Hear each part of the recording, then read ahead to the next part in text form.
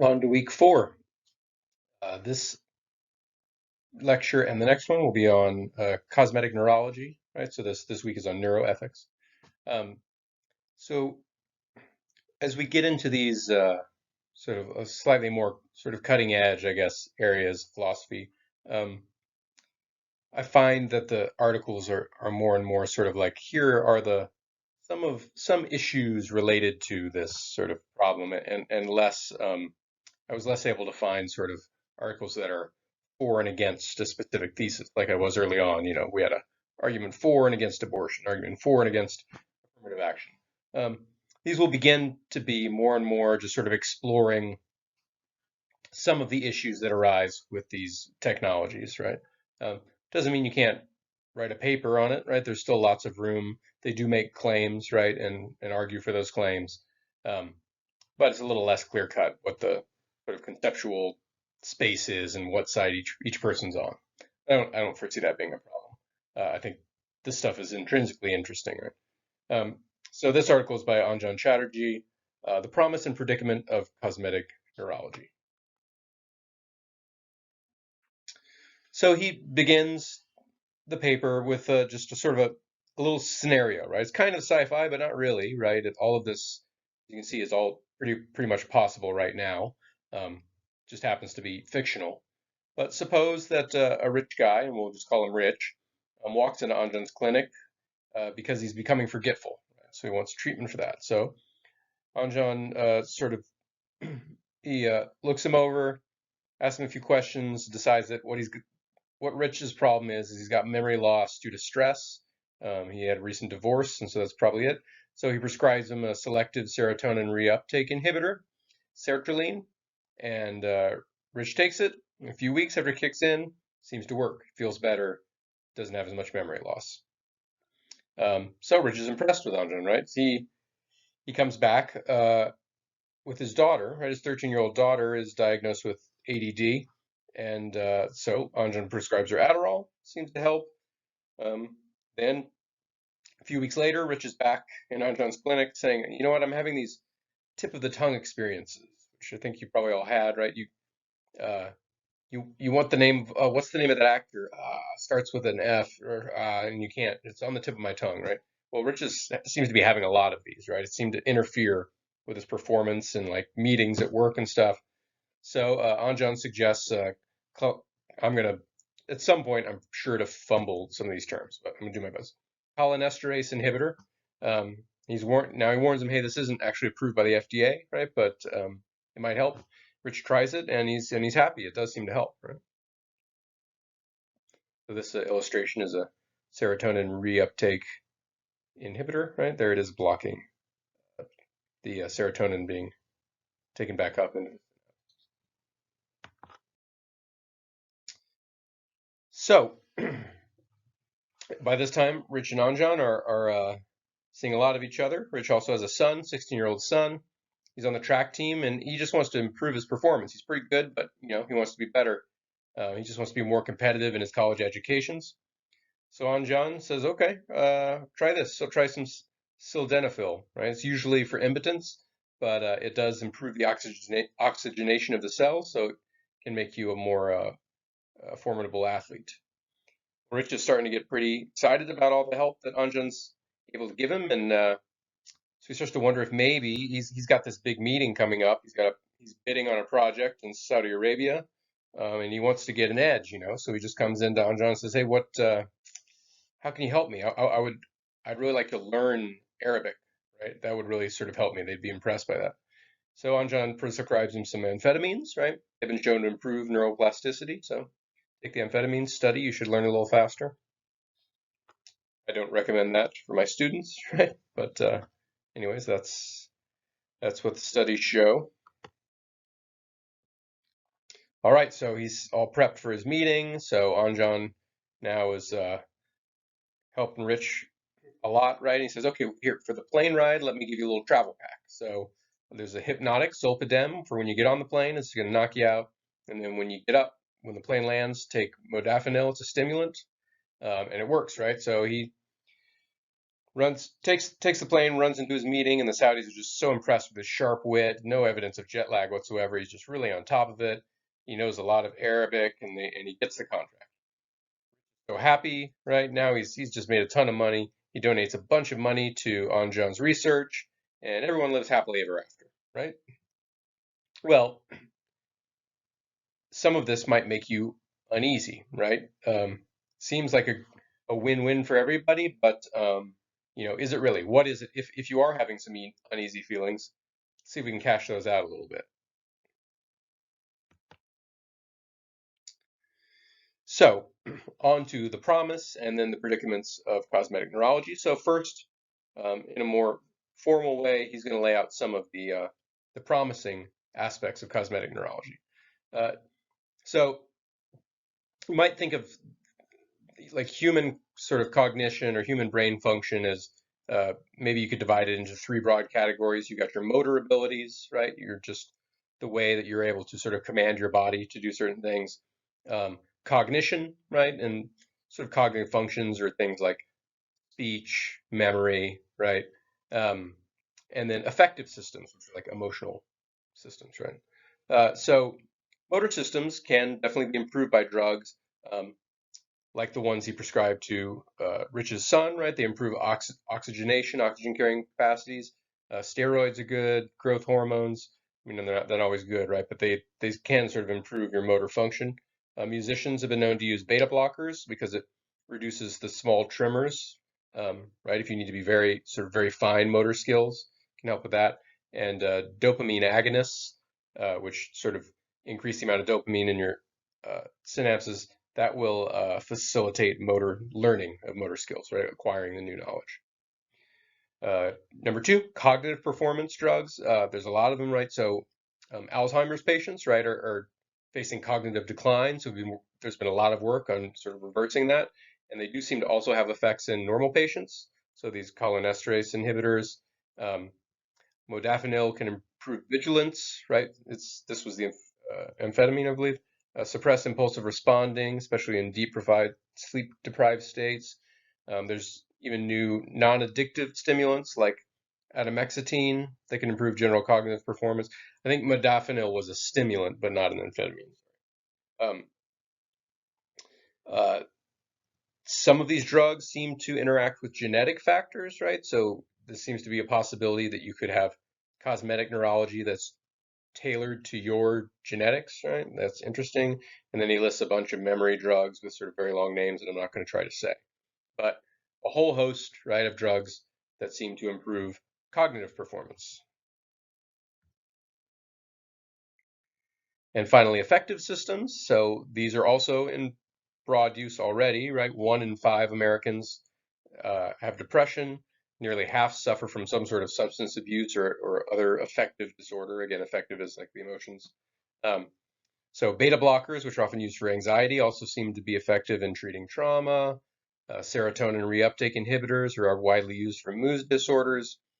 Drugs that control affective states by modulating neuropeptides look promising. We have drugs for stress. Apparently, inhaling oxytocin promotes feelings of trust. Um, and we can really only, I mean, there's such a market for these. We can only expect that these techniques will improve. So, given all these you know, these three sort of broad areas where we have a lot of treatments and they're getting better all the time, there seems to be tremendous potential for improving our neural function in normal people, right? So, and this is what makes it cosmetic neurology. Right? It's not that we are repairing some deficit, right? It is that we are taking a normal person and making their brain better. So, what could be wrong with that, right? Let's make all our brains better. Well, there are a few ethical concerns. He lists four here um, that have to do with safety, character, justice, and autonomy. We'll go into them in detail. So, first, safety. This is fairly straightforward, right? It's pretty familiar with any kind of drug or any kind of intervention or treatment in healthcare. You want to know, are there side effects, right? And if so, sometimes there are, but are the benefits worth the side effects? Um, are there interaction effects with other drugs? Is there the potential for addiction? And with the newer treatments, you don't know until a couple decades in whether there are any potential long-term problems, right? You tested them for 10 years, you don't know if there's a problem 10 years down the road. Um, it's also a bit odd in the case of cosmetic neurology. Now, when the alternative to a new treatment is, some horrible degenerative disease, we will often tolerate a lot of risk, right? Because pretty much anything is better than the way things are going, right, with that disease. But we're talking about situations where the alternative to the treatment is just being normal, right? So it's much less clear how to calculate the risks and benefits there. What sort of benefit would be worth what amount of risk? Maybe you could cash it out, but it's going to take some ethical work, right? Need some utilitarians grinding away at the utilitarian calculus to tell us. And so these are concerns, but Chatterjee seems to think that these safety concerns are a bit more pragmatic issues maybe than deep ethical issues, just because they're not really any different from any of the issues we have with the drugs that we currently use and accept, right? So long as people are informed of all the risks, it doesn't seem to be different in principle, right, than any sort of current medical treatment. So on to concerns of character. So the idea here is we've got a sort of a no pain, no gain kind of framework in our minds sometimes, where the idea is like, if you want some benefit, if you want to get really good at a sport, you got to practice, practice, practice, right? If you want to get good at philosophy, you got to read a lot of philosophy and write a lot of philosophy, right? Everything, right? The idea is there's some sort of um, special benefit to building these skills and these abilities um, the old-fashioned way, right? And that somehow that's connected with your character, I guess. Um, so there does seem to be maybe a gut reaction that says that maybe there's something wrong with just sort of getting cognitive benefits by taking a pill, right, without actually doing the work to improve your memory or get better at violin, right? Do you want to put in the practice or just take the beta blockers? So yeah, is because cosmetic neurology cheating? Does it somehow cheapen the benefits that it confers? Uh, to take one example, right? So with the effective areas, right? So it does seem that if you want to develop empathy, you do have to sort of undergo some sort of experiences for you to be able to empathize with somebody else who's had them, right? So if you want to empathize with somebody who's going through a painful experience, uh, usually we think, well, in order to do that, you have to have had a similar sort of experience so that you can sort of feel what they're feeling. Um, can you do that with a pill? I don't, maybe, right? Um, it's not quite clear how this concern would intersect with public policy, right? It's not the sort of thing that we maybe pass laws to prevent, right? But nonetheless, it might be an interesting ethical concern. Um, and then as far what is the pain in the no pain, no gain? This is sort of actually a fairly open concept. It's a little hard to pin down. Are we talking about emotional pain? Are we talking about just hard work? Are we talking about actual physical, like muscle soreness, right? It's not clear what we mean when we say no pain, no gain. It's sort of metaphorical. Um, and this sort of thing tends to vary culturally too. And his example is the pain of childbirth. I guess, in Western cultures, we're taught to expect it to be a very painful experience. And so people experience it that way, but it's not necessarily the case in some other cultures. And finally, he says, this seems to be, again, it's not maybe a public policy issue. It seems to be, in fact, a fairly personal issue, maybe not even a broad ethical issue, right? Maybe it's up to you how you want to shape your own character, right? It's not clear that it's for me to say that you have gotten these abilities in the wrong way. Maybe that's up to you. It's your character. Shape it how you'd like. Right?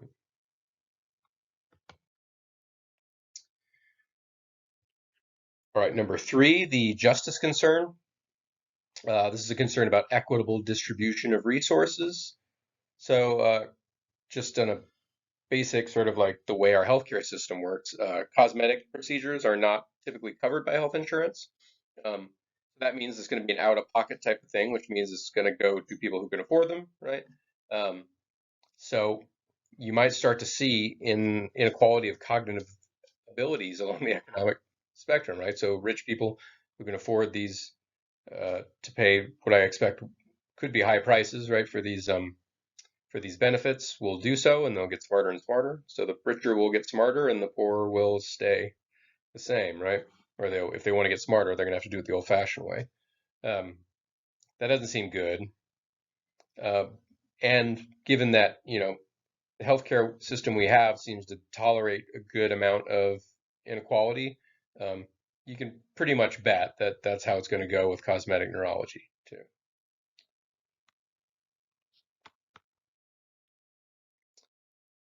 And finally, the autonomy concern. Uh, Chatterjee sort of splits this up into an explicit and an implicit component. So the explicit part is it might be the case that once these treatments exist, people might be forced to take them. Could your job force you to take sort of memory enhancing drugs or amphetamines to stay awake? Certainly in the military, this is a possibility, right? Um, but also implicit coercion is an issue, right? So the idea there is um, maybe no one's forcing you to take these, but you do know that everyone else or other people in class are taking them, right? They're going to do better on the exams. They're going to pull the curve up, right? There's going to be a lot of pressure on you to take these as well, right? Um, this may spill on to younger and younger children, right? We see how competitive parents get, younger and younger, right? Trying to get them into the best schools. Well, aren't they going to want them to have the best brains? So we'd be giving 5-year-olds these drugs. That might seem not cool, especially if, these kids aren't old enough to consent to this sort of thing. Um, and in general, you might end up running into what we call the Red Queen principle, right? Which is it's from Alice in Wonderland. The idea is, it's a race and everyone's running as fast as they can, and no one is really getting any further ahead than anyone else. You're running to stand still, right? In the end, so maybe that seems, as we said, the initial sort of fictional story. Oh, is this good? Sounds pretty good. Well, maybe, or maybe we're in this dystopian world where everyone's right popping more and more pills to get smarter and smarter, but nobody's really getting ahead at all, and it's just this sort of hamster wheel, right? So that's the Chatterjee article. It's a relatively short article, relatively short lecture, just introducing again some of the basic concepts and some of the primary ethical concerns. So a lot of open space here to for a paper topic if you're interested. Um, and then we'll get into the Bostrom article in the next lecture. And Bostrom, it's not so explicit, but I think he's got a pretty clear thesis that none of this stuff, none of these ethical problems, he cites some of these same ones and a few new ones, are really different in principle from any of the other normal memory enhancement or other enhancement techniques that we have. Like school, like going to school, right now you are involved in a cognitive enhancing, a fairly expensive and long-term cognitive enhancement project, right? So how is that different than the drugs? And if we're okay with people going to college, then why shouldn't we be okay with the drugs? Right? He says it better, right? But we'll talk about it in the next